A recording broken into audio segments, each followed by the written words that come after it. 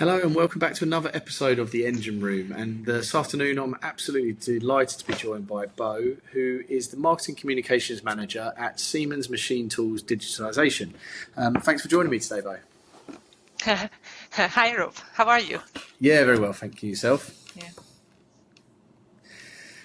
So, thanks for joining me. As I said, what we'd like to do here in the engine room is we just get to talk to people in marketing, particularly obviously in manufacturing engineering, where we love to be.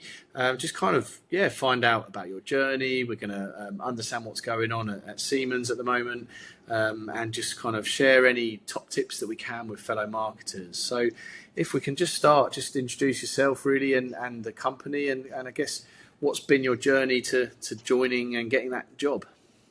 Yeah, okay, thank you. I will do it with pleasure. So I am at Siemens almost for 20 years. I have the privilege to work for Siemens headquarters in Germany in the realm of B2B marketing. My journey with marketing started already at the university, so it is years ago. I was almost 10 years in the marketing for project business for the energy industry. So where the direct relationships it's very important. Then I moved from there to the product business, where I was responsible for the marketing of low voltage motors, where the speed of marketing was also something new for me in compared to the project business.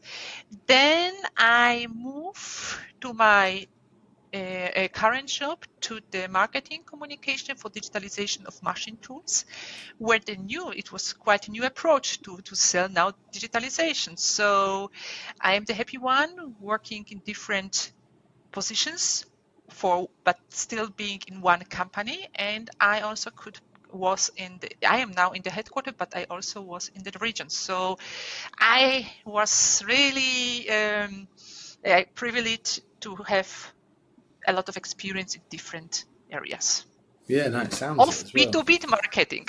Yeah. So you've been B2B your whole marketing journey to date? Yes. Yeah. But as I said, for different businesses, right? Project business, product business, now digitalization. Yeah. What I guess like out of those currently, like what's been your favorite? I mean, All of them. okay. I think I am thinking about next step where I could go because I like marketing. I like B2B marketing for different businesses because as I said, project business, it's much slower in compared to product. For the motors, it was so fast changing. The web page I changed so often, what you don't actually need to do it for the project business. But for the project business, I knew the customers very well, even by name. So what it was not the product, right? And now digitalization is totally different story. How to sell digitalization. And I guess I mean that's a long career in that B2B marketing. I mean, it must have changed so much in that time. From when you first started to kind of the digitalization as you're talking about now and AI and all this stuff. But I guess what's it been like to kind of see that journey? Yes, I think I still remember my first post on social media. It was like 6, 7 or more years ago, a little bit more. So I still remember this. It was something new what I have done, nobody before. And now when you don't do it, it's like strange, right? It's like a basic job for us. And now the AI is coming. I think it will be the same. I also remember the first steps in web pages. So I was really, really a student at this time, but just to have a web page and how many web pages, I think the digitalization changed the marketing so much. From you had to have always a brochures. Now who has a brochure? It's really less and less. So Yeah. I think the digitalization has been changing us for already as long as I am there. So I can talk on only for 20 years, Yeah, I mean, but I'm, it I'm changed a similar lot. to you, really. Like 23 years, I built my first website in 1996, and to think what that was like, I mean, at the time it was obviously good because that's what they were. But like looking back now, you're like, oh my, how was that a thing? And even brochures, although to say like, actually, I've still got a nice touchy-feely physical brochure here on my desk, but the difference being that we probably print 200 of those a year, maybe for some trade shows. But the reality is, I send it digitally, to Yes. many, many more, and people download it. So it's just been quite an evolution. I mean, thinking back then, I guess you worked with external agencies probably, and as an agency, I remember like we had to take print proofs to clients. So like we would actually like go there physically with a print proof and say, "This is what we're thinking of printing. Can you sign here?" I mean, Exactly. it's quite crazy, really. That now we just like buzz a PDF to somebody and they go, "Yeah, cool," and next thing it's across the globe. Exactly. And through Teams or everything, the world is smaller.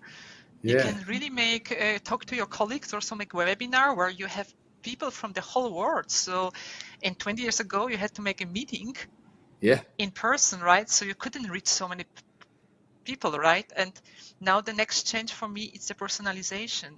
yeah, Before definitely. I have a product and I make a promotion on the product. And now I have to think what the customer wants, if he needs my product and why he needs the product. So also the thinking in marketing changed a lot. Yeah, definitely. And I think that's important, isn't it? Because we can reach a global audience that we couldn't do, and wherever we are in the world, we can reach other people. But that kind of overwhelming number of messages that are out there means that in order to get yours to that right person, you have to one, identify them truly, and then secondly, personalize, as you mentioned, so it matters to them that you're talking to them, because otherwise it's just another one of the millions of daily messaging that Yes. all of us great marketers are coming up with. And I guess we all think what we've got to say is worth listening to, but there's so many noises out there that to cut through, it has to be very specific and very personalised and relevant. Yes, and I heard a podcast about AI, and they said now it's a hype on AI, but soon everybody will be using AI, making a lot of content. What will you do to be the one Yeah, cut who through. will be reading by the customer, right? So this is also a challenge what is in front of us, Yeah, because we have now a lot of content outside and the customer too.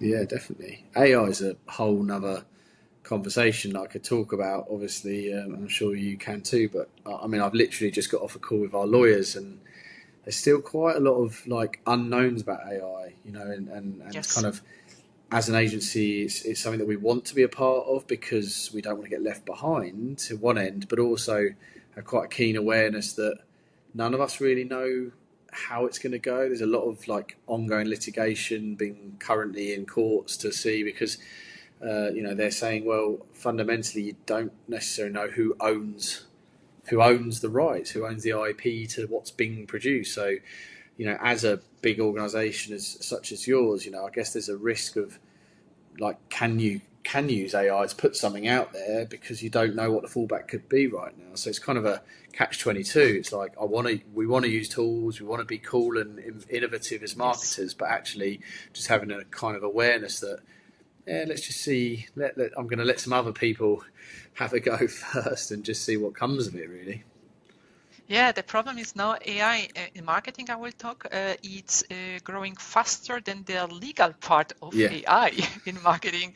So we will see what it will bring, right? You cannot stop it. You cannot stop No. it, the development. So, and also the usage by us, the normal marketer, because now you are learning and you're giving the feedback how it should be. But I think the legal part is very important, but also very difficult. Definitely. Yeah. Cool. So yeah, I mean, obviously you said you're marketing communication manager. So what does the like rest of your team look like in your marketing team? And Um, As you know, I am coming from a very big company, right? Almost half 400,000 employees. So, wow, yeah. so we have a lot of communication and marketing departments in the headquarter in the regions. So just to locate it myself, I'm in the marketing communication department in one of the business units Yep. of the digital industries. And there is a lot, not a few colleagues, and they are responsible for different topics of the business unit. Okay. So like I am, for example, responsible for the digitalization portfolio of machine tools, like the marketing for this. So this is, and I don't have a team, but I will lead a team when we have a big market Okay. launch or something like Yeah. this. And this is not my team. This is like team consists of different departments, people from different departments. So that's, I mean, interesting. And obviously, as you say, you come from a vast organisation, which is interesting of how they set up. So in terms of like your stakeholders, your senior people, like how do they see the value in marketing internally? Obviously, they employ many of you in as full-time employees, so there must be some sort of understanding marketing. But is marketing, is it up there with sales at Siemens? Is it kind of the lesser of the evils? I mean, how is it viewed? It is, as I said, I work for project business, for product business, and now for digitalization business. In the project business, I was a part of sales. And in terms of, I was always invited to all the meetings with sales, Yeah. with customers. So not with the one-to-one meeting, the technical meeting, but when this was like I don't know how it could say it, like a forum or something. Yeah. So we were a part of it. So I knew the customers, I knew the problems, and so on. But this is a project business, right? A little bit different, more relationships. And then in the product, I was in contact with sales, but we are not a part of sales. And now with digitalization, I'm very closely working with them, but we are a separate department. Separate, yeah, but you communicating as much as, do you get to speak to them and say kind of like, is what we're producing resonating with your customers? Are you getting any questions from customers that we can address from a marketing perspective? Do you have those kind of conversations? We ask the sales or the product management what it's now the pain point at the customer and so on. Yeah. So they give us feedback in which direction we could go. So we work very closely Yeah, with them. perfect. Amazing. So kind of, you've obviously, as you said, you've been through many different departments and different growth there, but out of all of your memories, is there kind of like a standout major success or a couple of major successes, a brilliant campaign that you've been a part of? Of course, the last one what I made, the market launch of the digitalization portfolio for machine tools, called MACHINUM. Maybe you saw Yeah. already the trailer, because I also make an article with your with the agency, final Yeah. agency, and this was on the one hand fun because we do it in the new way, and on the other hand, it showed me how a storytelling can help to introduce something on the market, so everybody internally and externally will understand what it's about and can really reuse it for Yeah. themselves. Yeah. I mean, storytelling is massive, isn't it? And I think like B2B marketing gets a reasonably bad reputation. I don't know why, but where we forget that actually the people that are still like resonating, the people that still got read it are still humans, and like Yes, exactly that storytelling. That's a great way to capture anyone's imagination. That's why we read stories from when we're babies, because it's brilliant. But people don't tend to do that. So I thought it was a really great piece of work. When I read the article, it was really interesting. But still, a lot of people are scared to kind of go away from traditional kind of, we must sell on feature. We must sell on feature. yes, it's not like this. I think in case of digitalization, I always think of myself, who will convince me to use digital solution for my home, right? And why? With the features, Yeah. it's sometimes too difficult to understand. But when somebody make an analogy to something similar, then you will, okay. And then you will rethink, maybe it's something for me. Maybe I shouldn't be so afraid of digitalization. Maybe it's my friend, not Yeah. enemy, right? Well, Maybe you're it's not having so difficult. no, you're having an emotional reaction to it, and that's what Yes, we're trying to create, like a reaction, whether that's good or bad. We still create a reaction. Ultimately, we want to create good reactions if we can. But yeah, no, it's really interesting. So, I mean, success is great, and we all want that. But again, sort of similarly over that journey, I mean, what sort of challenges have you seen, particularly in kind of this B2B and manufacturing space. It's obviously, reasonably, I don't know how to politely say, a little bit legacy, a little bit old, maybe in some thinking by some companies. But, have you seen challenges along the way?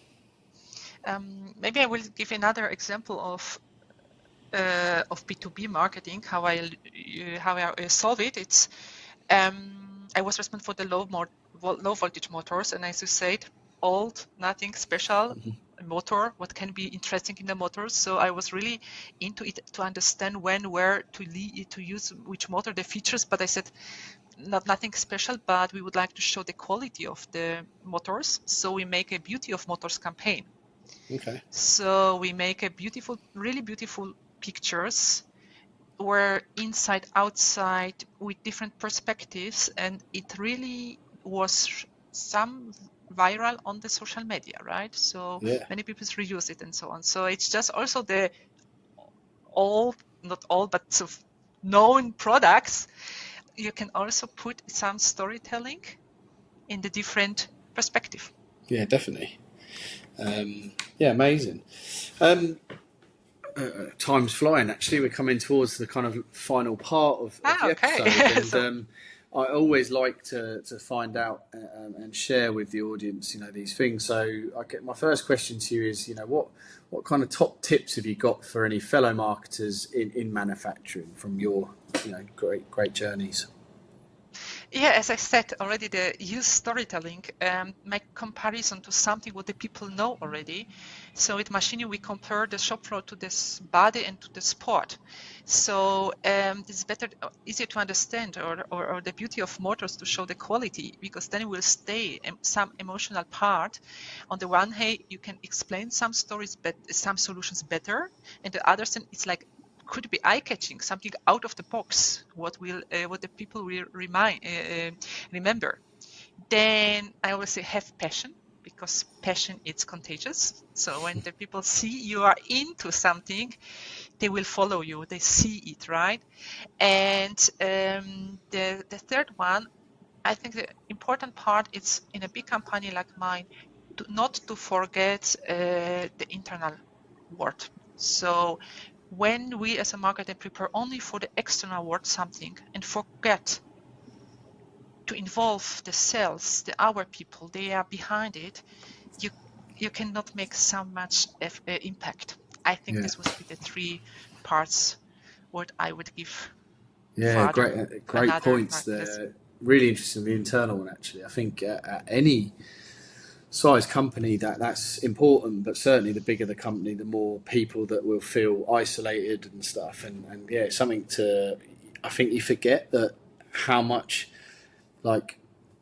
passion you have in a business of people from all walks of divisions, particularly, where you are, you've got like product managers, product owners, product developers, the people that don't maybe get the glory to the outside world, that they're kind of some of the brains behind some of these things, and they put their heart and soul into coming up with something, and then trust, I guess, the marketers of this world to share that brilliance with the rest of the world, and that's a big burden for us to carry, really, to ensure that we keep them happy and kind of deliver on what they had in their heads, but also put our business heads on to say, well, we've also got to sell this, and we need to talk to customers, so we've got to do that. But yeah, some great points, thank you.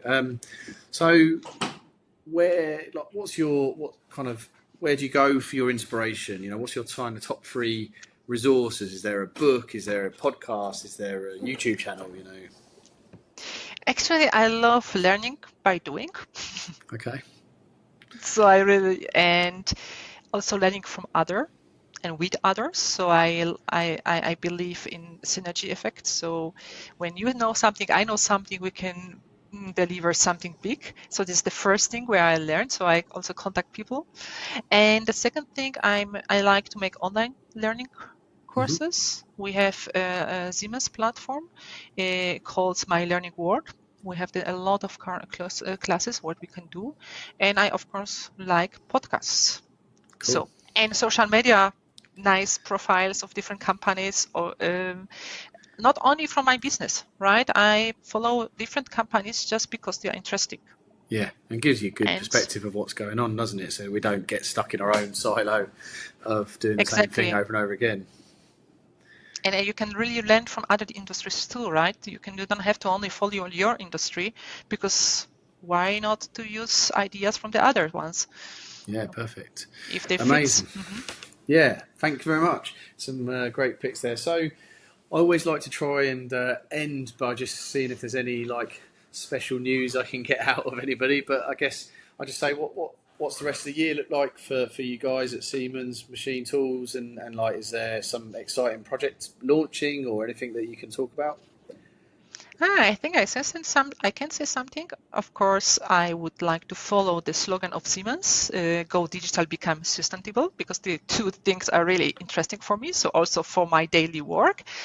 But in the summer, we are starting a MACHINUM sport campaign. As I told you, the analogy to sport, to digital, to body and digital transformation. And we will launch a new campaign in Amazing. the summer. So where should we be looking out for that across organic channels and the social media world? Yes, Yeah, mainly the social media award. And if somebody wants, of course, he can join our challenge, sports challenge. perfect. So if people want to kind of find out a little bit more or connect with you, is the best place to find you on LinkedIn? I think the best thing is on LinkedIn. Also on the campaign, what I'm doing, I'll also post something to it. So if it's somebody interesting of now, especially to Machinium, and just follow me. And if you have questions, just write me there. Perfect. Well, it's been an absolute pleasure talking to you today. I really appreciate you giving up your time, and hopefully everyone listening will enjoy this show too. We'll pop some stuff in the description and where they can find you, and obviously keep sharing the great work that you're doing, as we are fans at Finally. And so thanks very much for listening today to another episode of The Engine Room. Thank you very much, Rob, for the invitation, for that opportunity to talk about my job. No problems. Thank you very much.